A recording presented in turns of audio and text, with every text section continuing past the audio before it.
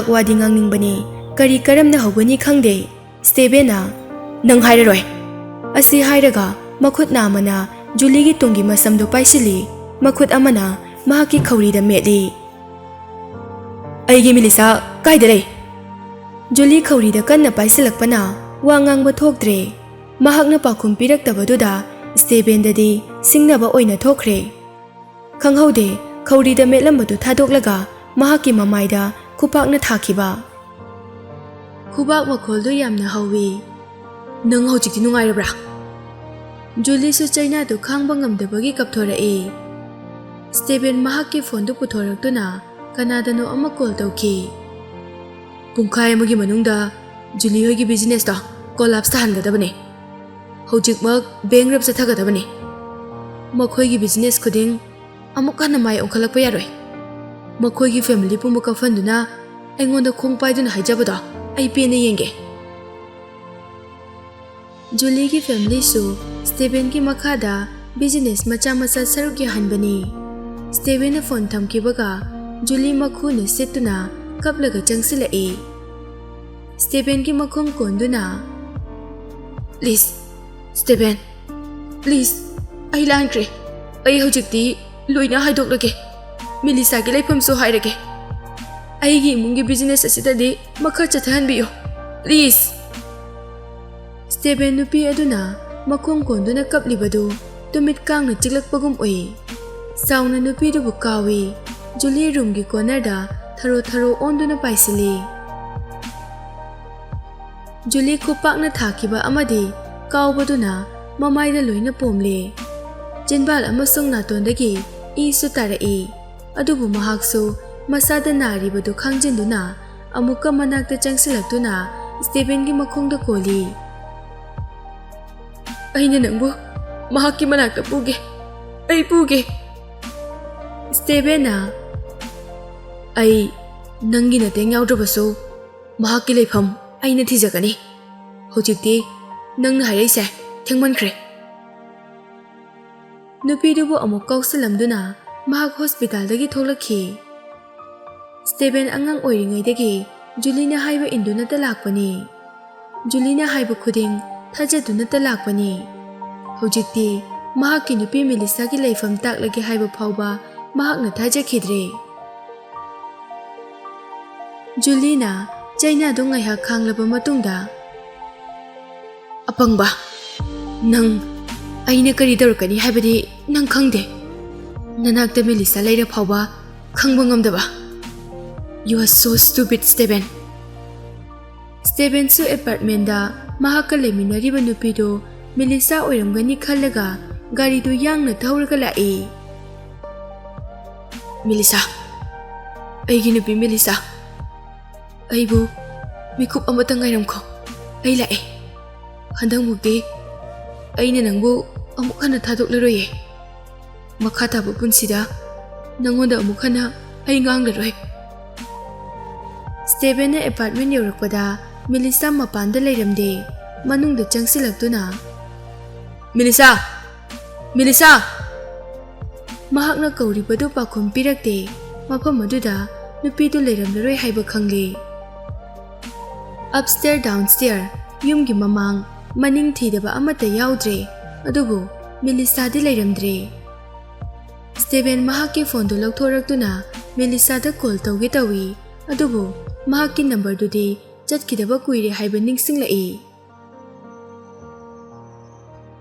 hantak mukso matam khachiktang chenaba prithibigi karamba kachinda nangna lolamgadaba prithibi matumtai nangna lotgadaba mafam leite phone da ring ama lai yam thona caller ID fawba yengdana call do paikhatli Melissa somdana Julie asokpado first aid tawribani Steben gi makhol tabadagi yamna haraurei Melissa natiye aine hojikti Melissa da mangkraba ha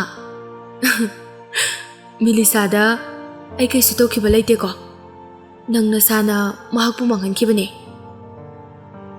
Steben nupidu ki wahai do taba pamde phone do yamna thuna thami Julie Matthew call tawi. Matthew ki number do turn off lay hairaki. Matthew, nang na ingonda minambagi kari na tiklay. Adubo Melissa manglibase. Mahak na puban at na kanana suoy. Amarum dadi mahak na tawrise yampay. Steven na tiba ngamloy daba mapam amada mahak pupukido na amok ka na halagtrabadi pani. Som nakanda na Matthew na Melissa bu mahak ke apartment da purak lami. Melissa apartment do hek yaurakpaga macha bu uning bana bedroom da jensin ki. Baby cradle da mahak ki macha do yauramde manakta laibasu ude. Manakta angang do na sanabagi sanapot kara taaduna lairami. Melissa na, Matthew, je kai da lege. Matthew upay laitana. Nang na Steven gi manakta laikiba namitagi. Check to, Julie na pukrabani. Nang na Steven gi manakta laiduna, nang bu Melissa aseng bani hai kini pakat padagi mahak na pukibani. Mahak na nang buthazadaba na angang adu na tungda kulay oina sizinaba yagani khanbadagi angang adu laukibani. Melissa nupa duda sauna yengduna, Matthew, karigino nangna aigi ichabu mingonda pikriba. Nangna haikidabra. Mapan thongda Julie gi michang changnabasu manungdadi aigi mateng panggani haina. Matthew na wangang ge hek tawbaga Melissa yamna thuna thoki. Matthew su chenthoraktuna, Melissa, Melissa. Nupidu gi makhutu paiduna fai. Melissa mamaidu laithoraktuna pairakliba makhutu da yengai. Aduga nupa duda amuk yengi. Matthew maralene yengduna, I'm sorry. Ai su khange. Jake na nangi di pukna mangne haiba. Ai chatuna Jake pupurake. Nang na mapama duda amuk chatlu ba haibase. Nangi khudong thiba oigani ye. Chatpidrabasu yarani. Ai ngasidagi kana amatata thajaba thamlaroi. Melissa na nupado gi makhuto kanthoklamnaga chatki. Melissa mahake parental house da yaurai. Assistant nurse amana thongdo hangthorai. Melissa ubada ngakna, Miss Melissa, you are back. Asukuiba matamse nang kaida lairuge. Melissa khara thuna lakpana nurse ga wari sanaba pamde. Sister, Julie yumda laikibra? Laikibane. Mathakta. Mahak lakibada ngairibane. Handakti mahak so angang ama purakpadagi yumdagi mapansu kahina thoktre. Angang haiba. Melissa upstairs da yengi. Melissa chenkhalakuna Julie ki bedroom da change tawi. Thangnaba guest room dagi angang ama kappagi makhol tarami. Khanghaude mapi ira chelakpa haukiba tha khara asida tariba makholdo manglanda khakta taduna lakpani. Ngasidi taibangda amuk hanna taba phangle. Jack asi hairaga guest room da chensili. Chahi ani sudriba angang do famungda matomta hiptuna kaplaga lairami. Melissa makhol hauna kaptuna Jack ki manakta chensinduna machabu konsanjay. Jack, mama lae. Kapkano. Kapkano. Mama lae. Melissa angang duda amuk yengi. Machana setliba dirty clothes amasung kuina mamai taraktabagi messy face to ubada Melissa hardek tawi. Karinungi machabu Matthew da sinaramlaga Steven gi manakta saklon ama lauduna lairubagi ningamakta fawrai. Angang machaduna Melissa ki masak amasung manamdagi mamani haiba adum khangi. Mama na ngaihaktang konsintuna thembaduda angang do kapal leptuna watery eyes tuga loinana mama da yenglai. Melissa ki thamoide kanagumba amana kanna paisinbagum awa chaina khangli. Khara konthaduna Jack pu forehead ta kiss tawi. Nang mama bu thengna lai haina saugunu ko. Angang mabuk pithake tawbaga ꯀꯔꯦꯝꯅꯕꯒꯤ ꯈꯣꯟꯖꯦꯜ ꯑꯃ ꯇꯥꯔꯛꯂꯝꯃꯤ꯫ ꯅꯈꯣꯏ ꯅꯃꯥ ꯅꯆꯥꯗꯤ ꯌꯥꯝ ꯅꯨꯡꯁꯤꯅꯔꯝꯃꯤꯖꯥꯠꯅꯤꯅꯦ, ꯌꯥꯝꯅꯕꯨ ꯆꯥꯅꯔꯤ ꯑꯉꯥꯡꯒꯤ ꯃꯁꯛꯇꯨꯒ꯫ Bastard love each other. ꯃꯦꯂꯤꯁꯥꯁꯨ ꯃꯅꯤꯡ ꯂꯩꯊꯣꯛꯇꯨꯅ ꯌꯦꯡꯂꯛꯏ꯫ ꯖꯨꯂꯤ ꯕꯥꯊꯔꯣꯕ ꯁꯦꯠꯇꯨꯅ ꯊꯣꯡꯗ ꯉꯥꯊꯗꯨꯅ ꯃꯈꯨꯠ ꯑꯅꯤ ꯀꯥꯔꯟ ꯆꯜꯂꯒ ꯂꯦꯞꯂꯒ ꯂꯩꯔꯝꯃꯤ꯫ ꯃꯤꯠꯌꯦꯡꯗꯨꯗꯤ ꯍꯤꯡꯆꯥꯕꯤ ꯑꯃꯗꯒꯤ ꯇꯥꯕ ꯀꯔꯤꯁꯨ ꯂꯩꯇꯦ꯫ ꯃꯦꯂꯤꯁꯥ, ꯅꯪꯗꯤ ꯌꯥꯝ ꯉꯝꯃꯤꯅ꯫ ꯃꯐꯝ ꯑꯁꯤꯗ ꯑꯩ ꯂꯩꯅ ꯂꯩꯅ ꯂꯥꯛꯄ ꯉꯝꯃꯦ꯫ ꯑꯩꯅ ꯀꯩꯗꯧꯔꯛꯀꯅꯤ ꯍꯥꯏꯕꯒꯤ ꯑꯀꯤꯕ ꯅꯪꯉꯣꯟꯗ ꯑꯃꯠꯇ ꯂꯩꯇꯕ꯭ꯔꯥ? ꯁ꯭ꯇꯦꯚꯦꯟꯒ ꯑꯃꯨꯛ ꯍꯟꯅ ꯊꯦꯡꯅꯒꯅꯤ ꯍꯥꯏꯕꯒꯤ ꯃꯤꯄꯥꯏꯕꯁꯨ ꯄꯣꯛꯇꯕ꯭ꯔꯥ? ꯃꯦꯂꯤꯁꯥ ꯖꯨꯂꯤꯗ ꯍꯥꯏꯐꯦꯠ ꯌꯦꯡꯂꯒ ꯃꯆꯥꯕꯨ ꯆꯦꯠꯅ ꯀꯣꯟꯁꯤꯟꯗꯨꯅ ꯊꯣꯛꯂꯛꯏ꯫ ꯖꯨꯂꯤ, ꯅꯪꯅ ꯇꯧ ꯍꯥꯏꯕ ꯈꯨꯗꯤꯡ ꯑꯩꯅ ꯂꯣꯏꯅ ꯇꯧꯈ꯭ꯔꯦ꯫ ꯍꯧꯖꯤꯛꯇꯤ ꯑꯩꯁꯨ ꯗꯤꯁꯦꯕꯜ ꯄꯔꯁꯟ ꯑꯃ ꯑꯣꯏꯔꯦ꯫ ꯅꯪ ꯄꯦꯜꯂꯕ ꯅꯠꯇ꯭ꯔꯥ?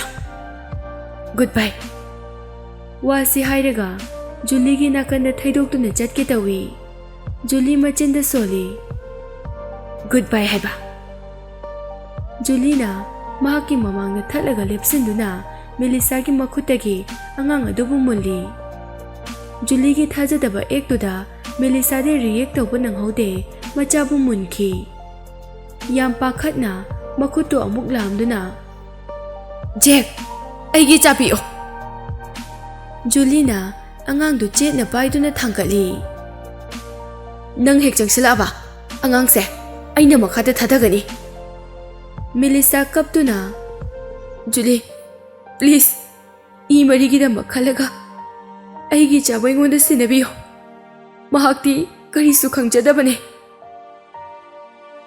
ꯃꯇꯝꯗꯨꯗ ꯖꯦꯛꯁꯨ ꯃꯈꯣꯜ ꯍꯧꯅ ꯀꯞꯄꯛꯏ꯫ ꯖꯨꯂꯤ ꯅꯣꯛꯂꯒ, ꯃꯦꯂꯤꯁꯥ, ꯀꯩꯒꯤꯅꯣ ꯅꯪꯅ ꯑꯗꯨꯛ ꯌꯥꯝꯅ ꯅꯔꯚꯁ ꯆꯠꯂꯤꯗꯨꯕꯣ? ꯑꯉꯥꯡꯁꯦ ꯅꯪꯒꯤ ꯅꯆꯥꯗꯧꯅ ꯅꯪꯅ ꯋꯥꯔꯤꯕ ꯀꯔꯤꯒꯤꯅꯣ? ꯋꯥ ꯉꯥꯡꯕ ꯂꯣꯏꯕꯒ ꯁ꯭ꯇꯦꯌꯔ ꯃꯈꯥꯗ ꯀꯨꯝꯊꯈꯤ꯫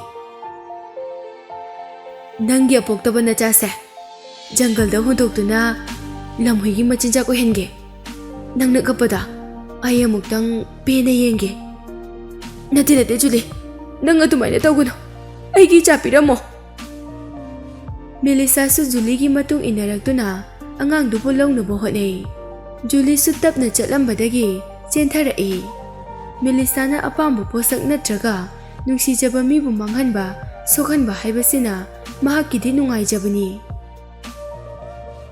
ꯖꯨꯂꯤ ꯃꯈꯥꯒꯤ ꯐ꯭ꯂꯣꯔꯗꯨꯗ ꯌꯧꯔꯛꯄꯗ ꯃꯅꯤꯡ ꯑꯣꯟꯊꯣꯔꯛꯇꯨꯅ ꯃꯦꯂꯤꯁꯥ ꯀꯗꯥꯏꯗ ꯌꯧꯔꯛꯏ ꯍꯥꯏꯗꯨꯅ ꯌꯦꯡꯉꯤ꯫ ꯃꯍꯥꯛꯅ ꯊꯥꯡꯂꯤꯕ ꯁ꯭ꯇꯦꯞꯇꯨ ꯎꯍꯧꯗꯕꯅ ꯃꯍꯥꯛꯁꯨ ꯎꯞꯁꯤꯟꯗꯨꯅ ꯇꯨꯏ꯫ ꯃꯍꯥꯛꯅ ꯄꯥꯏꯔꯝꯕ ꯑꯉꯥꯡꯗꯨ ꯃꯈꯨꯠꯇꯒꯤ ꯅꯥꯟꯊꯣꯛꯈꯤ꯫ ꯏꯅꯔꯁꯤꯌꯥ ꯏꯐꯦꯛꯅ ꯑꯉꯥꯡꯗꯨ ꯊꯔꯣ ꯊꯔꯣ ꯑꯣꯟꯈꯤ꯫ ꯑꯉꯥꯡꯗꯨ ꯍꯥꯟꯅꯗꯒꯤ ꯍꯦꯟꯅ ꯃꯈꯣꯜ ꯍꯧꯅ ꯀꯞꯂꯛꯏ꯫ ꯃꯦꯂꯤꯁꯥꯁꯨ ꯑꯉꯥꯡꯗꯨꯅ ꯃꯈꯥꯗ ꯑꯣꯟꯕꯒꯤ ꯁꯤꯟꯗꯨ ꯌꯦꯡꯗꯨꯅ ꯁꯦꯀꯦꯟ ꯑꯃꯗꯤ ꯄꯨꯁꯇ ꯂꯩꯔꯤ꯫ ꯖꯨꯂꯤꯁꯨ ꯍꯧꯒꯠꯂꯛꯏ꯫ ꯃꯦꯂꯤꯁꯥ ꯂꯥꯎ ꯈꯣꯡꯅ ꯆꯦꯟꯁꯤꯜꯂꯛꯇꯨꯅ ꯖꯨꯂꯤꯕꯨ ꯑꯃꯨꯛ ꯏꯟꯊꯨꯔꯝꯃꯤ, ꯃꯆꯥꯕꯨ ꯄꯝꯈꯠꯇꯨꯅ, ꯑꯩꯒꯤ ꯏꯆꯥ, ꯑꯩꯒꯤ ꯏꯆꯥ, ꯏꯆꯥ ꯀꯩꯁꯨ ꯇꯧꯗꯦꯅ꯫ ꯖꯦꯛ, ꯀꯞꯀꯅꯨ, ꯃꯃꯥ ꯂꯥꯛꯑꯦ, ꯀꯞꯀꯅꯨꯁꯦ, ꯃꯃꯥ ꯂꯥꯛꯑꯦ꯫ ꯑꯉꯥꯡꯗꯨꯒꯤ ꯑꯄꯤꯛꯄ ꯃꯃꯥꯏꯗꯨ ꯃꯍꯥꯛꯀꯤ ꯃꯄꯤꯅ ꯃꯃꯥꯏ ꯇꯥꯕꯒ ꯆꯞ ꯃꯥꯟꯅꯩ꯫ ꯑꯉꯥꯡꯗꯨ ꯀꯞꯄ ꯍꯦꯟꯃꯟꯕꯅ ꯃꯁꯥ ꯄꯨꯝꯕ ꯉꯥꯡꯁꯤꯜꯂꯛꯏ꯫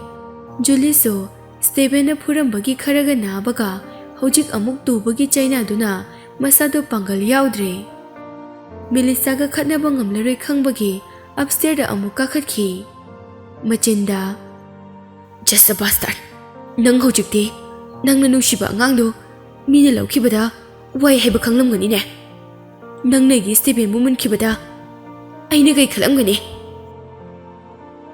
ꯃꯦꯂꯤꯁꯥꯅ ꯃꯄꯥꯟꯗ ꯑꯉꯥꯡꯗꯨ ꯄꯝꯗꯨꯅ ꯆꯦꯟꯊꯣꯔꯛꯄꯗ ꯁ꯭ꯇꯦꯚꯦꯟꯅ ꯀꯥꯔ ꯊꯧꯖꯤꯜꯂꯛꯄꯒ ꯃꯄꯥ ꯆꯥꯅꯔꯝꯃꯤ꯫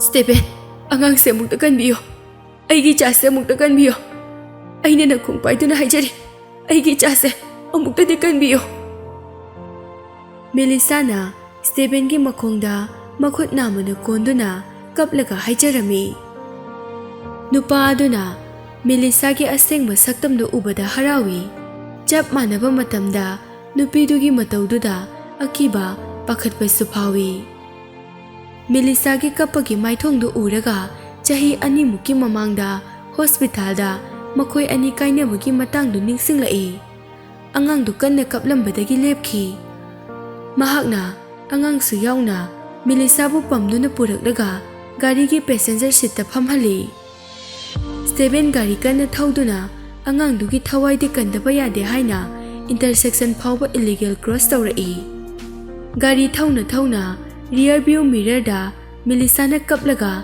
ꯑꯉꯥꯡꯗꯨꯗ ꯅꯥꯟꯕꯗꯨ ꯎꯏ꯫ ꯃꯦꯂꯤꯁꯥ ꯈꯛꯇꯅ ꯀꯞꯂꯕꯁꯨ ꯊꯃꯣꯏꯗ ꯐꯥꯎꯔꯤꯕ ꯑꯋꯥꯕꯗꯤ ꯑꯃꯅ ꯑꯃꯗꯒꯤ ꯍꯦꯟꯗꯦ, ꯇꯥꯁꯨ ꯇꯥꯗꯦ꯫ ꯑꯉꯥꯡ ꯑꯁꯤꯒꯤ ꯃꯄꯥꯁꯦ ꯑꯣꯏꯅꯤꯡꯕ ꯑꯃꯅ ꯑꯣꯏꯔꯕꯁꯨ ꯃꯦꯂꯤꯁꯥꯅ ꯃꯃꯥ ꯑꯣꯏꯔꯤꯕ ꯃꯈꯩ ꯑꯉꯥꯡꯁꯦ ꯑꯩꯒꯤꯅꯤ꯫ ꯍꯣꯁꯄꯤꯇꯥꯜ ꯌꯧꯔꯛꯏ꯫ ꯑꯉꯥꯡꯗꯨꯕꯨ ꯏꯃꯔꯖꯦꯟꯁꯤ ꯔꯨꯝꯗ ꯊꯥꯖꯤꯟꯈꯤ꯫ ꯃꯦꯂꯤꯁꯥ ꯃꯈꯨꯠ ꯑꯅꯤꯗꯨ ꯀꯟꯅ ꯄꯥꯏꯁꯤꯟꯗꯨꯅ ꯔꯨꯝ ꯃꯃꯥꯡꯗ ꯆꯠꯄ ꯁꯥꯟꯅꯗꯨꯅ ꯗꯣꯛꯇꯔ ꯊꯣꯛꯂꯛꯄ ꯉꯥꯏꯔꯤ꯫ ꯀꯨꯏꯅ ꯉꯥꯏꯔꯛꯄꯅ ꯀꯞꯂꯝꯕꯗꯨ ꯂꯦꯞꯈ꯭ꯔꯦ꯫ ꯃꯤꯠꯇ ꯑꯋꯥꯕꯒꯤ ꯃꯃꯤꯗꯤ ꯇꯥꯔꯤ꯫ ꯑꯩꯒꯤ ꯏꯆꯥ ꯀꯔꯤꯁꯨ ꯇꯧꯕ ꯌꯥꯔꯣꯏ꯫ ꯏꯆꯥꯁꯦ ꯇꯥꯏꯕꯪꯄꯥꯜ ꯑꯁꯤꯗ ꯂꯥꯛꯄꯗ ꯉꯥꯏꯔꯤꯕꯅꯤ꯫ ꯃꯃꯥꯕꯨ ꯊꯥꯗꯣꯛꯇꯨꯅ ꯆꯠꯄ ꯌꯥꯔꯣꯏꯌꯦ꯫ ꯏꯆꯥ ꯌꯥꯎꯗꯅ ꯑꯩ ꯏꯇꯣꯝꯇ ꯍꯤꯡꯕ ꯉꯝꯂꯣꯏꯌꯦ꯫ ꯍꯦ ꯏꯁꯣꯔ, ꯑꯩꯒꯤ ꯏꯆꯥꯒꯤ ꯊꯋꯥꯏꯁꯤꯗꯗꯤ ꯀꯟꯕꯤꯌꯨꯀꯣ꯫ ꯃꯦꯂꯤꯁꯥꯅ ꯃꯁꯥ ꯅꯤꯛꯅ ꯂꯩꯕꯗꯨ ꯎꯔꯒ ꯁ꯭ꯇꯦꯕꯦꯟ ꯌꯥꯝꯅ ꯆꯦꯛꯁꯤꯟꯕ ꯈꯣꯡꯊꯥꯡꯗ ꯇꯞꯅ ꯆꯪꯁꯤꯜꯂꯛꯏ꯫ ꯃꯦꯂꯤꯁꯥꯒꯤ ꯑꯄꯥꯕ ꯃꯈ꯭ꯋꯥꯡ ꯑꯗꯨꯗ ꯌꯥꯝꯅ ꯖꯦꯟꯇꯜ ꯑꯣꯏꯅ ꯄꯥꯏꯔꯛꯂꯒ ꯃꯍꯥꯛꯀꯤ ꯂꯦꯡꯖꯨꯝꯗ ꯈꯗꯥꯡꯗꯨꯅ ꯊꯝꯂꯒ ꯃꯃꯤꯠꯇꯨ ꯇꯞꯅ ꯎꯏꯁꯤꯜꯂꯤ꯫ ꯌꯥꯝꯅ ꯑꯥꯊ꯭ꯔ ꯂꯩꯕ ꯃꯈꯣꯜꯗ, ꯁꯣꯔꯤ ꯃꯦꯂꯤꯁꯥ꯫ ꯃꯦꯂꯤꯁꯥ ꯅꯨꯄꯥꯗꯨꯅ ꯉꯥꯡꯂꯤꯕꯗꯨ ꯇꯥꯗꯨꯅ ꯂꯩ꯫ ꯂꯣꯏꯕꯒ ꯃꯍꯥꯛ ꯅꯨꯄꯥꯗꯨꯗꯒꯤ ꯅꯥꯟꯊꯣꯛꯅꯕ ꯇꯧꯏ꯫ ꯑꯗꯨꯕꯨ ꯁ꯭ꯇꯦꯕꯦꯟꯁꯨ ꯊꯥꯗꯣꯛꯂꯔꯣꯏ ꯈꯜꯂꯒ ꯍꯛ ꯇꯧꯈ꯭ꯔꯕꯅꯤ꯫ ꯃꯦꯂꯤꯁꯥꯁꯨ ꯃꯃꯤꯠꯇꯨ ꯎꯏꯁꯤꯟꯗꯨꯅ ꯃꯈꯥ ꯇꯥꯅ ꯂꯦꯡꯕ ꯈꯣꯠꯄ ꯇꯧꯈꯤꯗ꯭ꯔꯦ꯫ ꯁ꯭ꯇꯦꯕꯦꯟꯅ, ꯑꯩꯅ ꯂꯥꯟꯕꯅꯦ, ꯁꯣꯔꯤ꯫ ꯃꯁꯤꯡ ꯊꯤꯉꯝꯗꯅ ꯁꯣꯔꯤ ꯍꯥꯏꯔꯕ ꯃꯇꯨꯡꯗ, I love you ꯃꯦꯂꯤꯁꯥ꯫ ꯃꯦꯂꯤꯁꯥ ꯃꯁꯥꯅ ꯃꯁꯥꯕꯨ ꯄꯨꯛꯅꯤꯡ ꯅꯨꯡꯁꯤꯕ ꯍꯦꯟꯃꯟꯕꯅ ꯀꯞꯄ ꯑꯃꯨꯛ ꯍꯧꯔꯛꯏ꯫ ꯃꯈꯣꯜ ꯊꯣꯛꯇꯅꯕ ꯍꯥꯏꯅ ꯃꯆꯤꯟꯅ ꯃꯆꯤꯟꯕꯥꯜꯗꯨ ꯃꯦꯜꯂꯤ꯫ ꯃꯄꯤꯗꯨꯅ ꯃꯈꯨꯠ ꯐꯥꯎꯔꯒ ꯑꯗꯨꯝ ꯆꯦꯟꯊꯔꯛꯏ꯫ ꯃꯦꯂꯤꯁꯥꯅ ꯃꯁꯥ ꯊꯛ ꯊꯛ ꯅꯤꯛꯄꯗꯨ ꯁ꯭ꯇꯦꯕꯦꯟꯗꯁꯨ ꯐꯤꯜ ꯇꯧꯔꯝꯃꯤ꯫ ꯁꯣꯔꯤ ꯃꯦꯂꯤꯁꯥ, forgive me꯫ ꯋꯥꯍꯩꯗꯨ ꯃꯦꯂꯤꯁꯥꯒꯤ ꯑꯣꯏꯅꯗꯤ ꯅꯨꯡꯉꯥꯏꯕ ꯑꯣꯏꯔꯕꯁꯨ ꯉꯥꯏꯍꯥꯛꯀꯤ ꯑꯣꯏꯕ ꯃꯤꯀꯨꯞꯇꯗꯤ ꯄꯤꯔꯥꯡ ꯈꯛꯇꯅ ꯄꯥꯎꯈꯨꯝ ꯄꯤꯔꯤ꯫ ꯃꯈꯣꯏ ꯑꯅꯤꯃꯛ ꯏꯃꯔꯖꯦꯟꯁꯤ ꯔꯨꯝ ꯃꯃꯥꯡꯗ ꯂꯦꯞꯇꯨꯅ ꯀꯞꯃꯤꯟꯅꯔꯤ꯫ ꯉꯥꯏꯍꯥꯛ ꯂꯩꯔꯒ ꯗꯣꯛꯇꯔꯁꯨ ꯊꯣꯛꯂꯛꯏ꯫ ꯃꯦꯂꯤꯁꯥꯅ ꯅꯨꯄꯥꯗꯨꯕꯨ ꯏꯟꯊꯣꯛꯈꯤ꯫ ꯗꯣꯛꯇꯔ, ꯑꯩꯒꯤ ꯏꯆꯥꯗꯣ ꯀꯔꯤꯁꯨ ꯇꯧꯗ꯭ꯔꯕ? ꯑꯣꯄꯔꯦꯁꯟꯗꯨ ꯁꯛꯁꯦꯁ ꯑꯣꯏꯔꯕꯣ? ꯗꯣꯛꯇꯔꯗꯨ ꯃꯊꯥ ꯁꯥꯅ ꯃꯥꯛꯁꯇꯨ ꯂꯧꯊꯣꯔꯛꯇꯨꯅ ꯁꯣꯔ ꯁꯥꯡꯅ ꯍꯣꯟꯗꯣꯛꯏ꯫ ꯑꯉꯥꯡꯁꯤꯅ ꯋꯥꯟꯊꯈꯤꯕꯗ ꯅꯈꯣꯏꯅ ꯐꯥꯔꯁ ꯑꯦꯗ ꯇꯧꯈꯤꯕ꯭ꯔꯥ? ꯌꯥꯝꯅ ꯐꯩ꯫ ꯑꯉꯥꯡꯁꯦ ꯅꯈꯣꯏꯅ ꯐꯥꯔꯁ ꯑꯦꯗ ꯐꯖꯅ ꯇꯧꯈꯤꯕꯅ ꯍꯧꯖꯤꯛꯇꯤ ꯃꯍꯥꯛ ꯅꯣꯔꯃꯦꯜ ꯍꯥꯔꯠꯕꯤꯠꯇ ꯂꯥꯛꯄ ꯉꯝꯂꯦ꯫ ꯁ꯭ꯀꯤꯟꯗ ꯈꯔꯗꯤ ꯍꯨꯕꯥꯠꯂꯦ꯫ ꯃꯥꯏꯜ ꯀꯟꯐ꯭ꯌꯨꯖꯟ ꯑꯃꯁꯨꯡ ꯃꯁꯥꯗ ꯈꯪꯕ ꯐꯥꯎꯈꯤꯕꯅ ꯒ꯭ꯌꯥꯟ ꯃꯥꯡꯈꯤꯕꯅꯦ꯫ ꯍꯧꯖꯤꯛꯇꯤ ꯐꯖꯅ ꯏꯪꯅ ꯇꯞꯅ ꯁꯦꯟꯅꯕꯤꯔꯣ꯫ ꯃꯦꯂꯤꯁꯥ ꯍꯔꯥꯎꯕꯒꯤ ꯑꯁꯥꯕ ꯄꯤꯔꯥꯡ ꯑꯃ ꯇꯥꯔꯛꯇꯨꯅ, ꯍꯣꯏ, ꯑꯩ ꯆꯦꯛꯁꯤꯟꯅ ꯁꯦꯟꯅꯖꯒꯦ doctor. Thank you doctor. Stephen ꯍꯔꯥꯎꯅ ꯃꯦꯂꯤꯁꯥꯒꯤ ꯄꯥꯝꯕꯣꯝ ꯑꯅꯤꯗ ꯄꯥꯏꯗꯨꯅ, ꯅꯪꯅ ꯉꯁꯥꯏ ꯑꯉꯥꯡꯒꯤ ꯅꯪꯒꯟꯗ ꯃꯁꯥꯖ ꯇꯧꯕꯗꯨ ꯎꯕꯗ ꯅꯪ ꯑꯩꯒꯤ ꯃꯦꯂꯤꯁꯥꯅꯤ ꯍꯥꯏꯕ ꯈꯪꯂꯕꯅꯦ꯫ ꯅꯪ ꯁ꯭ꯇꯦꯕꯦꯟꯒꯤ ꯋꯥꯏꯐ ꯃꯦꯂꯤꯁꯥꯅꯤ ꯍꯥꯏꯕ ꯈꯪꯂꯛꯈꯤ꯫ ꯁ꯭ꯇꯦꯕꯦꯟꯒꯤ ꯃꯃꯤꯠꯇꯁꯨ ꯍꯔꯥꯎ ꯅꯨꯡꯉꯥꯏꯕꯗꯨ ꯂꯣꯠꯁꯤꯟꯗꯨꯅ ꯊꯝꯕ ꯉꯝꯂꯛꯇ꯭ꯔꯦ꯫ ꯍꯞꯇꯥ ꯑꯃꯗꯤ ꯁ꯭ꯇꯦꯕꯦꯟ ꯍꯣꯁꯄꯤꯇꯥꯜꯗꯒꯤ ꯃꯆꯤ ꯂꯦꯡꯗꯅ ꯑꯗꯨꯃꯛ ꯂꯩꯔꯤ꯫ ꯃꯍꯥꯛ ꯃꯁꯥꯃꯛ ꯌꯥꯎꯅ ꯃꯦꯂꯤꯁꯥꯅ ꯃꯍꯥꯛꯀꯤ ꯑꯉꯥꯡ ꯁꯦꯟꯅꯕꯗꯨ ꯃꯇꯦꯡ ꯄꯥꯡꯂꯤ꯫ ꯁ꯭ꯇꯦꯕꯦꯟꯅ ꯖꯦꯛꯄꯨ ꯌꯥꯝ ꯆꯦꯛꯁꯤꯟꯅ ꯄꯝꯕꯗꯨ ꯎꯔꯒ ꯃꯦꯂꯤꯁꯥꯅ, ꯑꯉꯥꯡꯗꯣ ꯑꯇꯣꯞꯄ ꯀꯅꯥꯅꯣꯃꯒꯤ ꯃꯆꯥꯅꯤ꯫ ꯅꯪꯅ ꯃꯍꯥꯛꯄꯨ ꯅꯨꯡꯁꯤꯔꯤꯕ ꯀꯔꯤꯒꯤꯅꯣ? ꯁ꯭ꯇꯦꯕꯦꯟ ꯐꯥꯔꯝ ꯇꯣꯟꯗ, ꯅꯪꯒꯤ ꯂꯩꯖꯕ ꯄꯨꯝꯅꯃꯛ ꯑꯩꯒꯤꯅꯤ꯫ ꯑꯩꯒꯤꯁꯨ ꯅꯪꯒꯤꯅꯤ꯫ ꯅꯪꯅ ꯅꯨꯡꯁꯤꯕ ꯈꯨꯗꯤꯡꯃꯛ ꯑꯩꯒꯤꯁꯨ ꯅꯨꯡꯁꯤꯕꯅꯤ꯫ ꯅꯪꯅ ꯆꯦꯛꯁꯤꯟꯅ ꯊꯝꯕ ꯄꯣꯠꯁꯛ, ꯊꯋꯥꯏ ꯄꯥꯟꯕ ꯅꯠꯇ꯭ꯔꯒ ꯄꯥꯟꯗꯕ, ꯑꯩꯒꯤ ꯄꯨꯟꯁꯤꯒꯨꯝꯅ ꯂꯨꯅ ꯇꯧꯒꯅꯤꯌꯦ꯫